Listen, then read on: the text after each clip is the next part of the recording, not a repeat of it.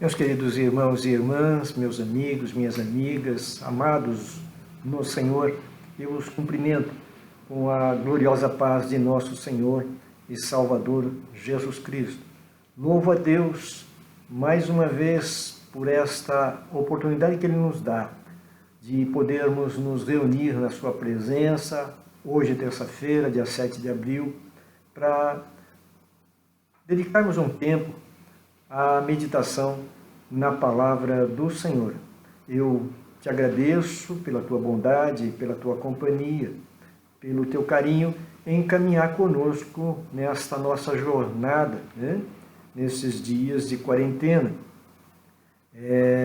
Eu penso, irmãos, que está sendo bênção para a gente, ainda que sintamos a ausência do templo, a ausência do carinho, da presença dos nossos irmãos e irmãs, de estarmos juntos adorando a Deus presencialmente, mas o Senhor tem nos permitido, não só nós que estamos aqui, eu aqui, você aí, como eu sempre digo, mas um povo todo espalhado por São Paulo, pelo Brasil, em todo o mundo, que tem dedicado, como eu disse, algum tempo para adorar a Deus, para a oração, para a meditação na palavra, para o louvor ao Senhor, fazendo com que esse período de sofrimento ou de preocupação, de cuidado, seja abrandado, por graça de Deus, não tenha dúvida. Então, louvado seja o Senhor por você caminhar com a gente aqui. Continuamos, como você sabe, todos os dias, às 9 da manhã,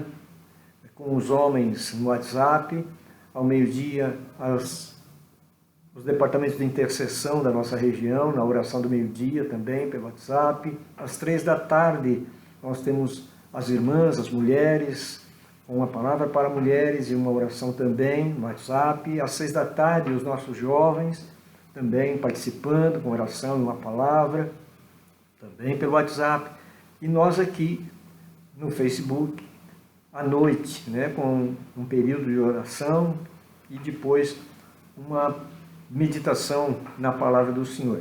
Pelo menos um resumo que a gente pode fazer, consegue fazer para caminharmos juntos na meditação da palavra. Então eu quero te convidar já para pegar a tua Bíblia aí, já colocá-la à tua mão e abrir a Bíblia Sagrada então no Evangelho de João, como nós estamos caminhando desde ontem. Hoje nós vamos dar uma olhadinha no capítulo de número 9. Evangelho segundo João, capítulo de número 9. E vamos caminhar um pouquinho dentro desse texto. Nós começamos ontem uma caminhadazinha aí dentro do Evangelho de João, a partir do capítulo de número 7. Como eu disse, o Evangelho de João quase que exclusivamente, quase que na sua totalidade, se ocupa em apresentar, em registrar os últimos 6 meses do ministério terreno do Senhor Jesus, a partir do capítulo de número 7, e em especial as últimas horas do ministério do Senhor Jesus. Então, ontem nós começamos nos situando dentro da cronologia que João usa aqui.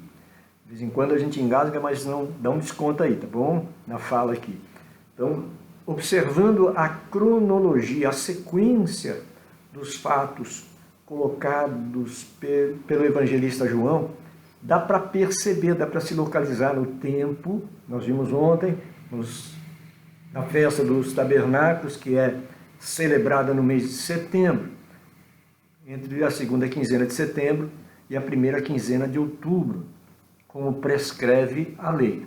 Então, João, a partir desse momento, ele vai registrando, ele vai informando, ele vai narrando uma sequência de fatos e dando até, em alguns momentos, dando uma informação sobre o tempo, sobre em que parte do ano se está transcorrendo aquela situação, aquele momento na história. Nós temos deixado um pouquinho o conteúdo das falas do Senhor, seus ensinos, suas manifestações, porque o nosso propósito neste momento, irmãos e irmãs, é nos encaminharmos para o momento da paixão, para o sacrifício do Senhor, para a sua morte e sua ressurreição. E o que vem um pouquinho depois também, que nós temos registrado na Bíblia Sagrada. Então começamos, como eu disse ontem, lá na festa dos tabernáculos. E o capítulo 7 e o capítulo 8 de João, ainda que nós não tenhamos mencionado ontem, o capítulo 8 também transcorre durante o final da festa dos tabernáculos, onde a gente viu lá na palavra que nós demos o título de Para Quem Tem Sede. Então, se você ainda não teve contato com ela, procura no nosso canal do YouTube e ela vai estar disponível, ou aqui no próprio Face da Igreja Brasil para Cristo, Ministério Vila Carrão, você tem lá a disponibilidade. Com humildade, com muita simplicidade, de uma maneira bem serena, nós estamos procurando repartir com você aquilo que é a nossa fé, aquilo que o nosso coração acredita. Básica e essencialmente é isso que nós estamos fazendo aqui, o que eu estou fazendo aqui, compartilhar com vocês aquilo que o meu coração acredita, aquilo que eu tenho como princípio de fé. E o capítulo 9 aqui que nós vamos ler, ele está estreitamente ligado ao capítulo 7 e à festa dos tabernáculos, porque nós vimos lá toda uma liturgia, todo um ritual religioso observado pelos sacerdotes, pelo povo de Jerusalém, pelo povo de Israel, naquele momento de celebração da festa dos tabernáculos. Nós temos todo um descrever ali, fizemos algumas observações bem pequenas em relação a isso, e você pode complementar lá. O que vai acontecer aqui é muito especial e tem uma importância muito grande dentro do contexto. Porque nós vimos ontem que mesmo o Senhor clamando, quem tem sede vem a mim e beba, e o porquê ele fez aquela declaração tão intensa, tão maravilhosa, aquele convite, aquele chamado a que as pessoas crescem nele para que pudessem ser cheias do Espírito Santo. Embora ele tenha tratado com as pessoas que estavam ali em volta, tenha conversado com elas, as tenha ensinado, o que nós vimos no final da nossa leitura de ontem, na nossa meditação de ontem, é que houve uma divisão entre as pessoas que estavam ali e que não houve consenso. Uns aprovavam, outros não aprovavam, os religiosos em geral, sacerdotes, fariseus, saduceus, todo aquele povo que estava ali envolvido na celebração da festa, simplesmente o rejeitou, não o reconheceu, não viu a Jesus como sendo o enviado, o Messias, né, o Cristo. E foi dessa forma, cada um indo para a sua casa, que terminamos a leitura de ontem, lá do capítulo 7. No capítulo 9, então, nós temos aqui o registro da cura de um cego de nascença. Alguém que havia nascido cego e que, num momento preciso, eu vou colocar assim, no momento exato e devido, pela leitura bíblica, pela declaração do próprio Senhor Jesus, alguma coisa já previamente planejada pelo Senhor, né? Alguma coisa já estabelecida para acontecer, porque o Senhor, como Deus onisciente, já sabia que essa rejeição a respeito, ou em relação a seu filho, seria total. Então, ele já prepara, ele já deixa tudo planejadinho para que uma mensagem inquestionável para os que rejeitaram, especialmente, fosse transmitida através desse fato que nós vamos ver agora, nós vamos ler agora, a cura de um cego de nascença. Então eu quero ler com vocês, nós vamos caminhando um pouquinho, né, dentro da palavra, no capítulo 9 aqui do Evangelho segundo João. E cada vez que eu folheio a Bíblia aqui no Evangelho de João, eu fico mais embevecido, mais emocionado, por ver a precisão, por ver a lógica das coisas que estão colocadas aqui, nesse período de finalização do ministério terreno do Senhor Jesus, e como cada coisa tem a sua razão de ser. Não está aí aleatória, não está perdida. Como eu disse ontem, não há nada ocasional. Tudo está dentro de um plano de Deus, um projeto de Deus, um agir de Deus, né, para testemunhar a respeito do seu Filho. Então, no capítulo 9, verso de número 1 diz: E passando Jesus, viu um homem cego de nascença. E os seus discípulos lhe perguntaram, dizendo: Rabi, ou mestre, quem pecou, este ou seus pais, para que nascesse cego? Jesus respondeu a eles: Nem ele pecou, nem seus pais, mas foi assim para que se manifestem nele as obras de Deus. Convém que eu faça as obras daquele que me enviou, enquanto é dia. A noite vem, quando ninguém pode trabalhar. Vamos parar um pouquinho aqui, depois a gente continua mais alguns versículos para caminhar onde eu quero chegar com vocês também no texto de hoje. O fato, havia aquele rapaz, eu não vou repetir o que nós acabamos de ler. Um rapaz, um homem estava cego, era cego de nascença, e a curiosidade é muito interessante, a pergunta que os discípulos fazem ao Senhor: quem que pecou? Foi ele ou foram seus pais que pecaram para que isso acontecesse com ele? Isso aqui é castigo. O ele nascer cego é castigo, porque os pais pecaram e isso foi consequência na vida do filho, ou o filho pecou e o Senhor, sabendo que ele iria pecar, já fez com que ele nascesse cego, pagando o preço do seu erro, até previamente. Talvez alguns até defensores da reencarnação peguem esse texto para dizer: não, está vendo, a reencarnação existe, porque os discípulos estão perguntando para o Senhor: será que ele numa outra vida não pecou e por isso nessa ele nasceu cego? Deixa eu dizer para você, não tem nada a ver com reencarnação ou vida antes desta vida aqui. Não tem nada a ver com isso. A Bíblia Sagrada, em momento algum, do primeiro versículo de Gênesis até o último versículo de Apocalipse, em momento algum trata, fala, aborda, sequer insinua, né, qualquer ensinamento, qualquer menção a respeito de reencarnação. Talvez nos discípulos houvesse aquela ideia de que não, tudo que acontece de mal é consequência de algum erro cometido, seja previamente, seja posteriormente. E o Senhor Jesus vai quebrar essa ideia, né? O Senhor Jesus vai rebater essa visão dos discípulos, dizendo: olha, nem ele pecou, nem seus pais. Aqui não tem questão de pecado. Ele nasceu assim, isso está acontecendo com ele, para que na vida dele, para que através da vida dele, da situação dele, as obras de Deus fossem manifestas.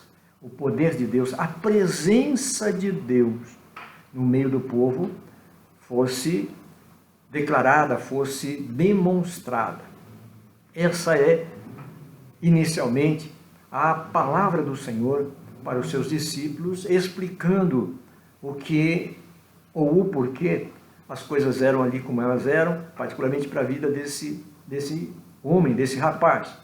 E em seguida, o Senhor ele diz aqui, eu devo fazer as obras para que fui enviado para fazer, e devo fazer isso enquanto é dia. A noite vem, quando ninguém pode trabalhar.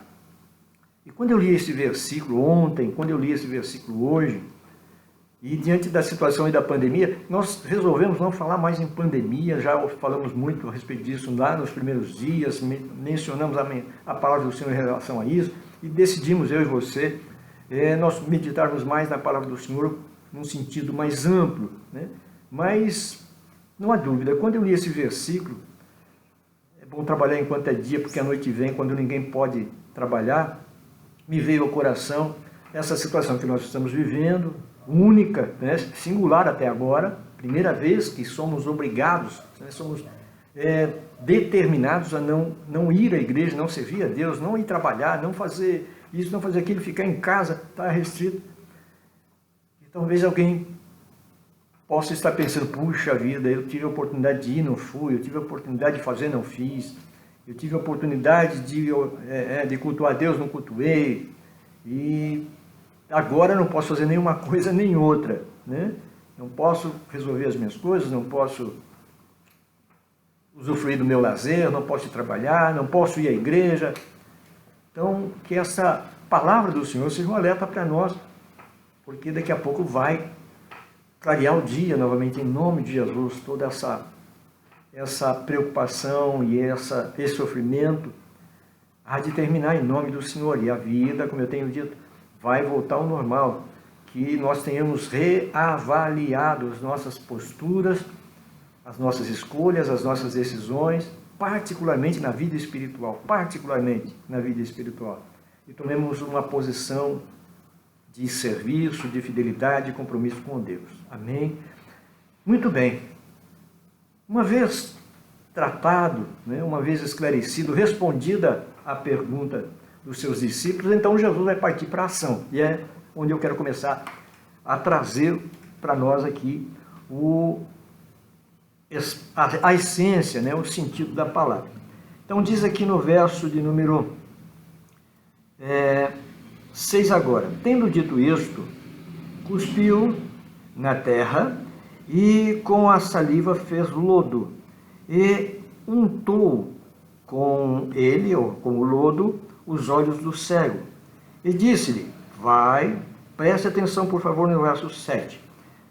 E disse-lhe, vai, lava-te no tanque de Siloé, que significa o enviado. Foi, pois, o cego, e lavou-se e voltou vendo. Ele foi, lavou-se e voltou vendo. Vamos parar um pouquinho de novo aqui, fazer algumas observações. E eu sempre digo, olha, irmãos, tem coisas que são da minha crença pessoal. Não está escrito na Bíblia o que eu vou dizer.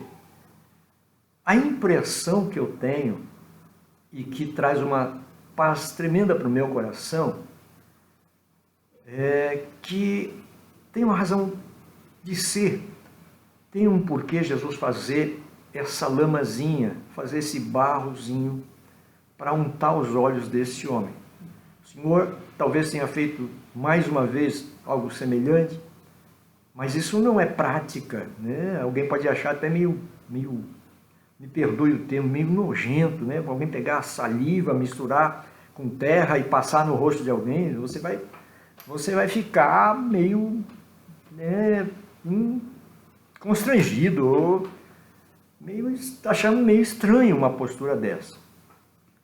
Mas eu penso, a Bíblia não diz isso. Repito, o que eu estou dizendo para vocês é um sentimento que eu tenho no meu coração. A Bíblia não diz isso. Eu penso, irmãos, irmãs, meus queridos amigos, que a cegueira desse rapaz, eu não sei se ela é consequência ou parte, né, de um defeito de formação, por uma falha de formação física nos olhos desse rapaz. Então, não era só, eu penso, não era só deficiência visual, mas era também, poderia existir, deveria existir ali uma má formação, né, física, faltando, ou algum defeito, alguma imperfeição também na parte dos olhos desse homem. E quando o Senhor faz o barrozinho com a sua saliva e unta os olhos desse homem, é a leitura que eu faço no meu coração. É como se o Deus Criador estivesse complementando, consertando, né, algo que estava imperfeito. Como ele, Deus Criador, criou o homem lá no Éden do barro, ele fez, né, moldou o homem do barro, né, formou o homem e depois de formado, esculpido o corpo, ou do homem, ali lá em Gênesis, o Senhor soprou nas suas narinas e o homem passou a ser alma vivente. Então, o mesmo, para mim, é como se Jesus estivesse anunciando para eles, dizendo, olha, o Deus Criador lá do Éden, o Yahvé, o Senhor que criou o homem lá no Éden, que vocês acreditam nisso, é o mesmo Senhor que está aqui agora, pegando barro, colocando no lugar onde estava incompleto ou imperfeito, né? E dando uma formação perfeita, física, àquele moço. E o Senhor então diz, olha, agora já está aí nos teus olhos, né? O barro, a parte que precisava, agora vai lá no tanque de Siloé, se lava, tira o excesso, tira o que é dispensável. Né? Você entende muito bem sobre isso, né? Que às vezes a gente vai fazer alguma coisa, você completa lá o que está faltando, depois tira o excesso. Então foi o que esse moço foi fazer no tanque de Siloé. Para ele era, no tratado do Senhor com ele, eu penso era isso, vai lá agora e tira o excesso. Quando ele vai e se lava no tanque de Siloé, então quando ele tira o excesso do barro, o barro desnecessário, né, o que não precisava, não ia completar nada, então ele fica com a sua visão perfeita. O defeito, né, está tirado, ele volta, ele passa a enxergar, ele passa a enxergar. Se houvesse, ou se havia alguma má formação, já não existe mais. Tanto isso é interessante de considerar, que daqui a pouco a gente vê nos versos seguintes, que os vizinhos, as pessoas que conheciam, olhavam para ele e falavam, mas você é o mendigo que ficava esmolando ali?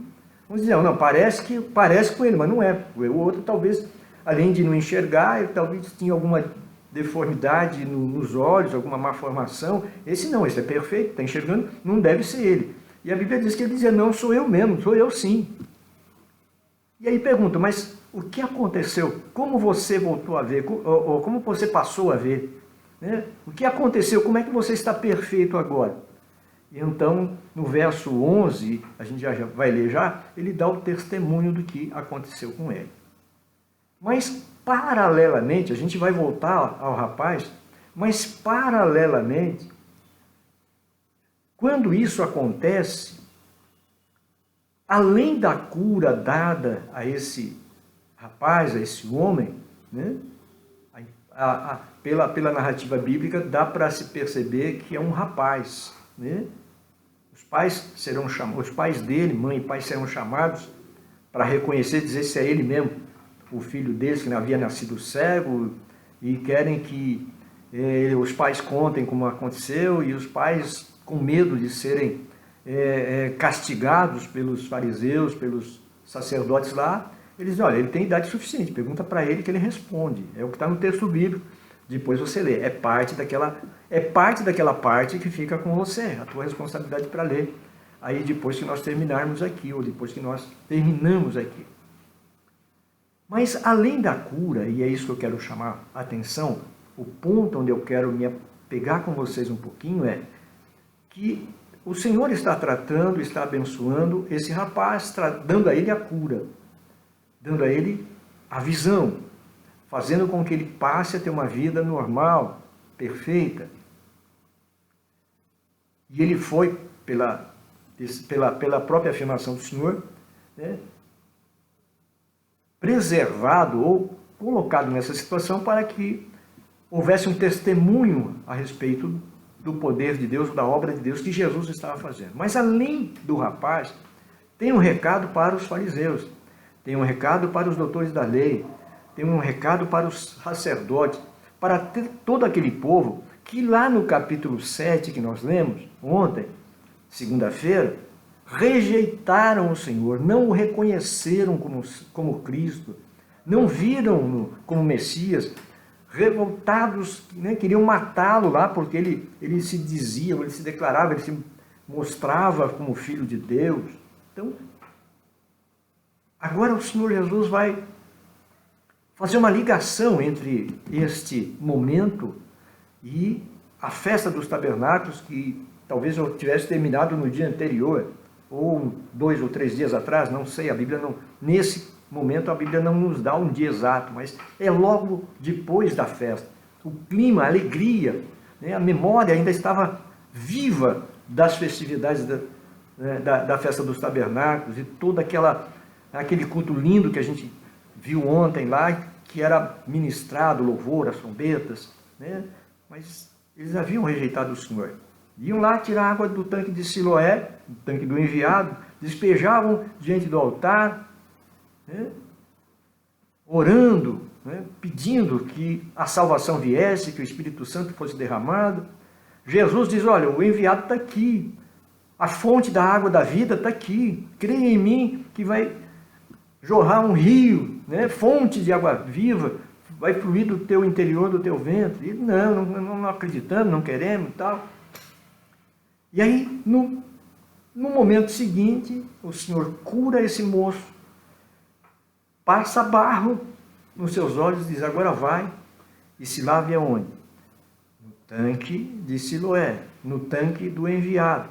E quando esse moço é questionado pelos fariseus, isso está, né, a partir do verso número 8 ou 9 em diante, ele vai dizer, olha, o que aconteceu foi o seguinte, ele fez lodo, eu era cego de nascença, ele fez lodo, botou nos meus olhos, mandou eu me lavar no tanque do enviado, e eu fui lá, me lavei e passei a ver, né? Esse é o projeto, esse era o propósito de Deus. Vocês rejeitam, mas o enviado ainda está no meio de vocês. Tem toda uma razão de ser de o Senhor enviar esse moço até o tanque de Siloé. Os fariseus vão continuar dizendo, não, esse camarada é pecador, esse camarada não tem nada a ver com Deus, a gente não sabe quem ele é. O rapaz vai testemunhar dizendo, olha, eu não sei, né, se ele é pecador ou não. O que eu sei e posso afirmar para vocês é, eu era cego e ele me curou. Como é que ele te curou? Eles perguntam mais uma vez. Ele diz, já falei para vocês, vou falar de novo. Eu era cego, ele fez lodo, pôs nos meus olhos, mandou eu ir lá no tanque de Siloé, no tanque do enviado, para eu me lavar. Eu me lavei e estou vendo. É isso. E há no texto, queridos, um embatezinho entre os fariseus que se julgavam sábios. A essência do texto aqui, queridos, do capítulo 9 é quem enxerga e quem não enxerga. Quem é cego e quem não é cego. Este é, né, o resumo, essa é a essência do texto aqui. E que fica muito clara, evidenciada, declarada pelo Senhor no finalzinho que nós vamos ler já já. Os fariseus, os doutores da lei, eles se achavam os sábios, os conhecedores da vontade de Deus, da palavra.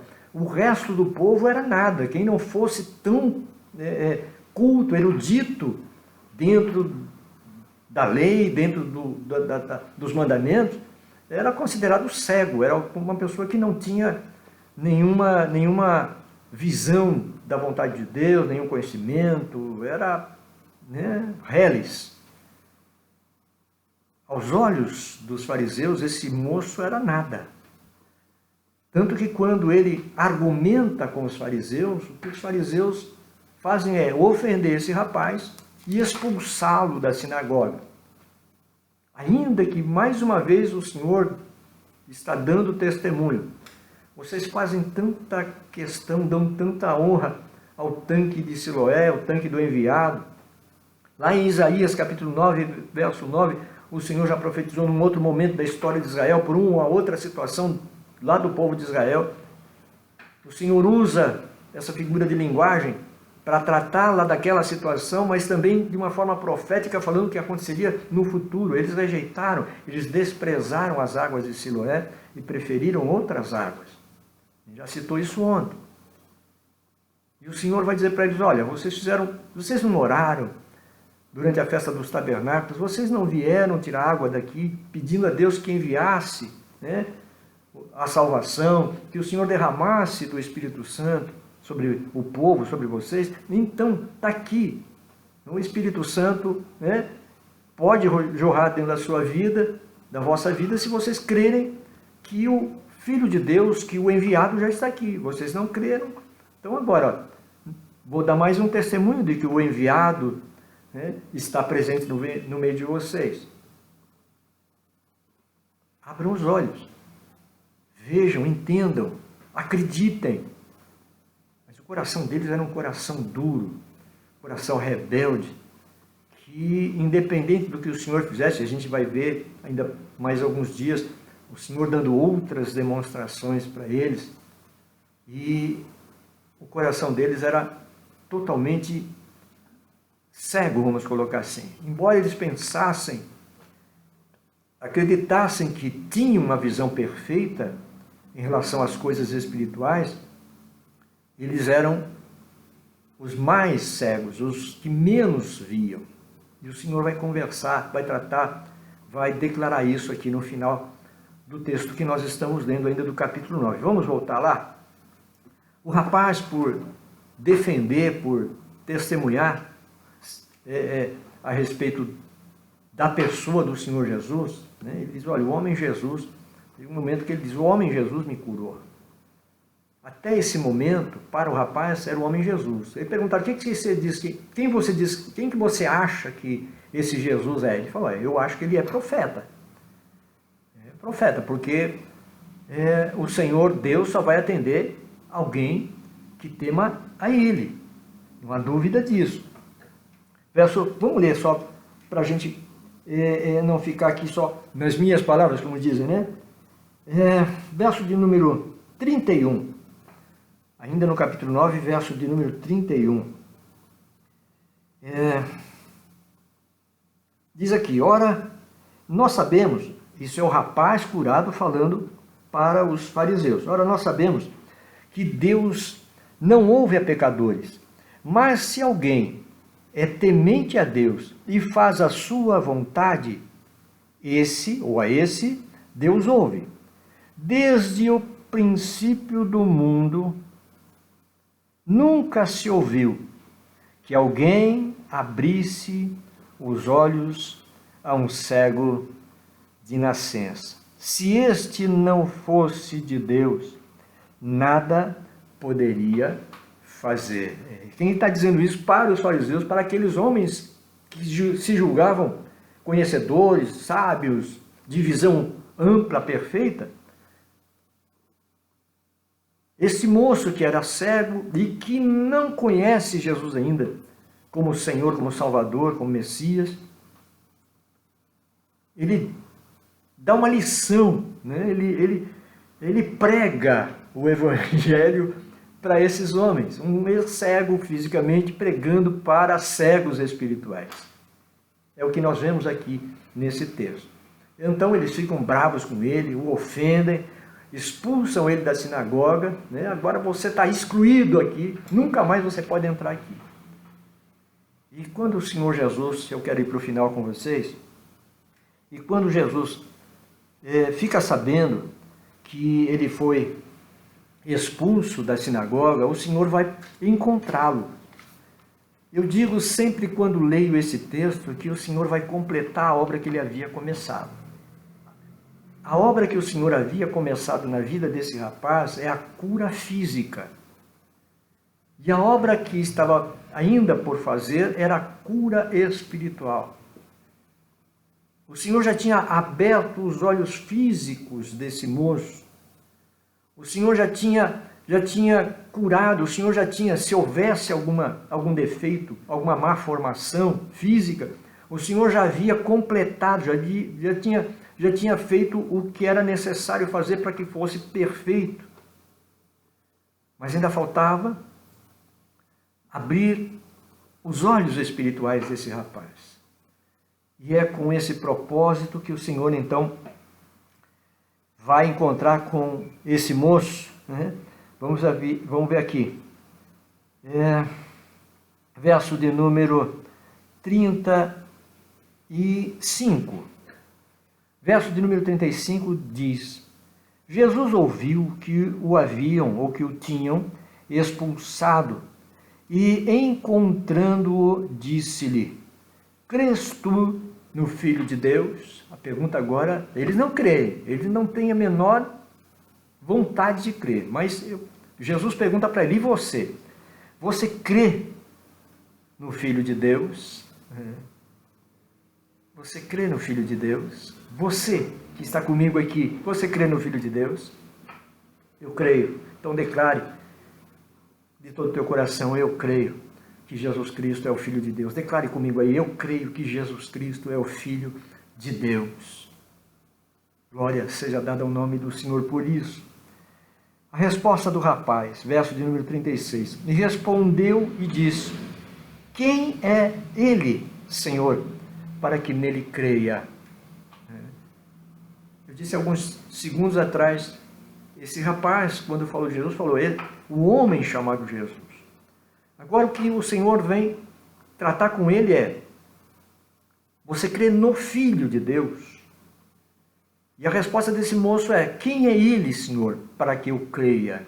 Então, fica claro que até esse momento, ainda que já curado, ainda que já abençoado, ainda que já tendo defendido a pessoa do Senhor Jesus, dado um testemunho a favor da pessoa de Jesus, para quem havia rejeitado o enviado, mesmo diante do testemunho que envolve novamente o tanque do enviado, o tanque de Siloé, eles rejeitaram. E para esse moço o Senhor pergunta: você crê?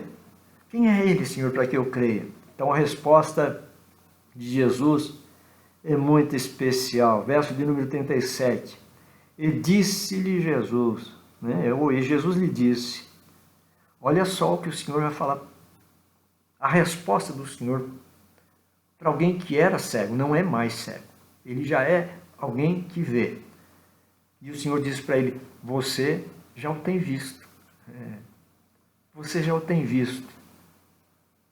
E é aquele que fala contigo. Você já tem visto, você não via, você nasceu cego, você nunca tinha visto nada. E agora você já pode ver. E o Cristo está falando com você face a face, você está vendo Ele. Você está ouvindo a voz dele, ele está falando com você. Tremendo esse tratado do Senhor com esse moço. Você diz que crê no Senhor.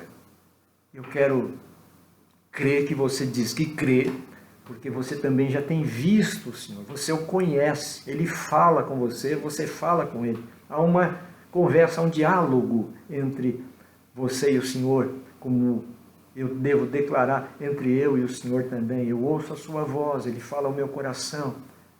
Eu falo com ele todas as vezes que eu chamo, que eu digo o seu nome, que eu o adoro, que eu oro a ele, que eu medito na sua palavra. E quando eu digo eu, esse eu é genérico, é aplicável a todos nós. Você já tem visto o Cristo. E ele tem falado com você. Resposta do rapaz no verso de número 38. E ele disse: creio, Senhor. E o adorou. Eu creio, Senhor. Eu te reconheço como Cristo. Eu te reconheço como Filho de Deus. Agora não só os olhos materiais, físicos desse moço estão abertos, mas também os seus olhos espirituais. Ele consegue reconhecer, ele consegue acreditar, ele consegue receber o Senhor. E o gesto que ele faz agora é um gesto de adoração, ele se prostra. O adorar na Bíblia Sagrada implica necessariamente de se prostrar e colocar o rosto no chão, o rosto em terra, a testa, como alguns dizem, o rosto no pó. Eu prefiro a forma como a Bíblia fala aqui. A Bíblia coloca aqui: eu creio, ele declarou, e adora ao Senhor. Ele se prostra ao Senhor em adoração, em reconhecimento. diante do Senhor. Aí, sim, a obra do Senhor está completa na vida desse rapaz.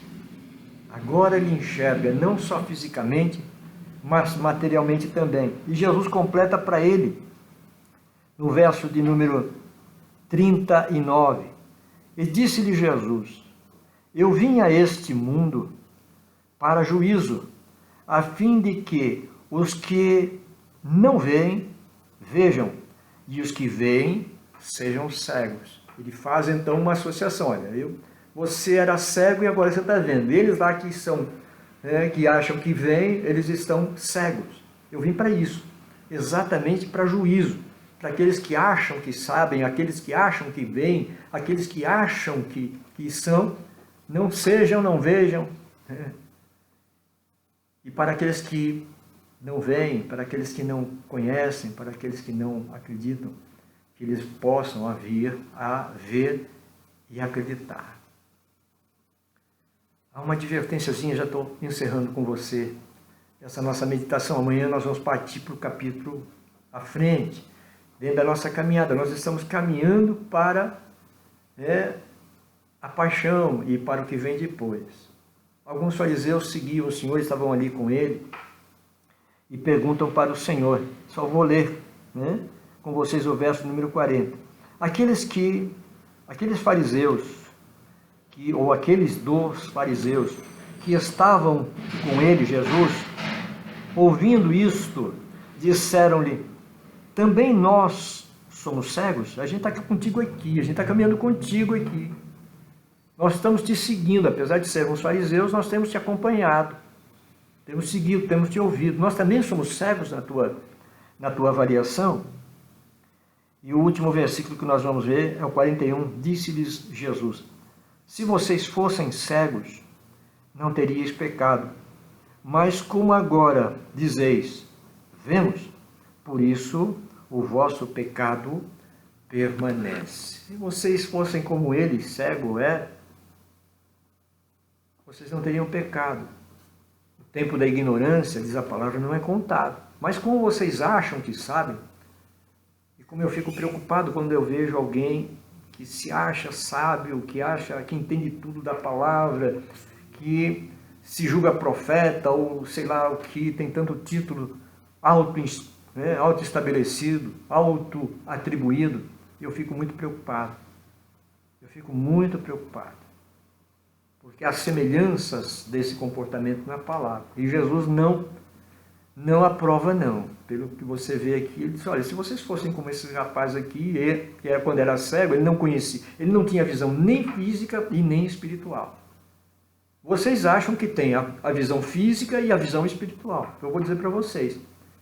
Vocês acharem que sabem o que são, o que veem, o que entendem, isso traz para vocês o pecado se vocês não acreditarem no Filho de Deus como esse rapaz agora acredita. Esse é o falar do Senhor, essa é a mensagem do Senhor para hoje. Que Deus nos abençoe, meus irmãos e irmãs, que os nossos olhos estejam sempre abertos, despertos, para ver e reconhecer, declarar, servir, adorar o nosso Senhor, o nosso Cristo, o nosso Redentor, o nosso Salvador, o nosso Rei e Senhor, nosso Mestre amado, o Filho do Deus vivo, o Cristo do Senhor, o enviado de Deus, para a redenção das nossas almas. Fique com esta nossa meditação. Estamos caminhando dentro do livro de João. Já passamos alguns dias dentro do calendário que está colocado aqui a partir do capítulo 7, e amanhã nós vamos caminhar mais um pouquinho. Vamos orar agora agradecendo a Deus. Pai, muito obrigado por esses momentos tão lindos e especiais que por graça Tua nós podemos, Senhor, vivenciar como bênção Tua para as nossas vidas, para o nosso coração, como fortalecimento, Pai, da nossa fé, cuidado e zelo Teu para conosco. Senhor, que a Tua palavra, eu oro mais uma vez, semente preciosa e gloriosa, encontre terra fértil nos nossos corações e produza fruto para a honra e para a glória do Teu nome. Assim nós oramos Pai, e te agradecemos, Senhor, em nome de Jesus. Amém e amém. E graças a Deus. Bendito seja o Senhor por esses momentos que nós temos passado juntos aqui. Amanhã, se assim Deus nos permitir, amanhã, quarta-feira, a gente continua mais um pouquinho, vamos caminhar mais um pouquinho com João, dentro desse momento tão especial, rumo ao Calvário, sim, mas rumo também à ressurreição e à vitória que Jesus conquistou para nós, né? Na cruz e no domingo pela manhã ao ressurgir dos mortos. Amanhã estamos juntos. Deus te abençoe, nunca nos esquecendo de declarar que a lâmpada não vai se apagar. Deus te abençoe, queridos. Até amanhã. Um abraço. Fiquem com Deus.